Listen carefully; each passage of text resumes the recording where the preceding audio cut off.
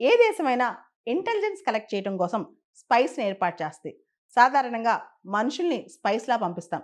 కానీ మొదటి నుంచి కూడా పక్షుల్ని లేదా పిల్లుల్ని, కాకుల్ని, కుక్కల్ని ఇలా రకరకాల జంతువులను కూడా స్పైస్‌గా గూఢచర్యం చేయిస్తుంటాం.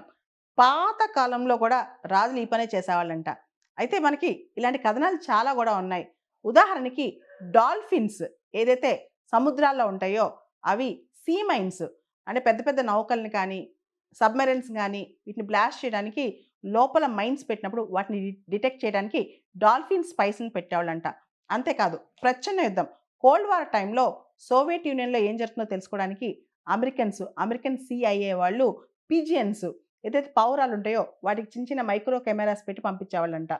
వాటితో పాటు పిల్లుల చెవుల లోపల చిన్న కుట్టేసి మైక్రోఫోన్ తగిలిచ్చి వాళ్ళేం మాట్లాడుకుంటున్నారో, ఏం చర్చించుకుంటున్నారో తెలుసుకునేవాళ్ళంట. ఇలా చాలా వాడతారనమాట. ముఖ్యంగా రాట్స్ అంటే రోడెంట్స్‌కి బాగా స్మెల్లింగ్ కెపాసిటీ ఉంటది. రాట్స్ కానీ, కుక్కలకు కూడా బాగా స్మెల్ చేస్తాయన్నమాట. స్నిఫర్ డాగ్స్ అంటాం. సో, రకరకాల వస్తువులు ఎక్కడ పెట్టారో తెలుసుకోవడానికి ఈ స్నిఫర్ డాగ్స్‌ని గాని, రాట్స్‌ని గాని వాడతారనమాట. ఇట్లా రకరకాల లివింగ్ ఆర్గానిజమ్స్‌ని రక్షణ కోసం, ఇంటెలిజెన్స్ కోసం వాడటం ఎప్పటినుంచో పరిపాటయిపోయిందనమాట.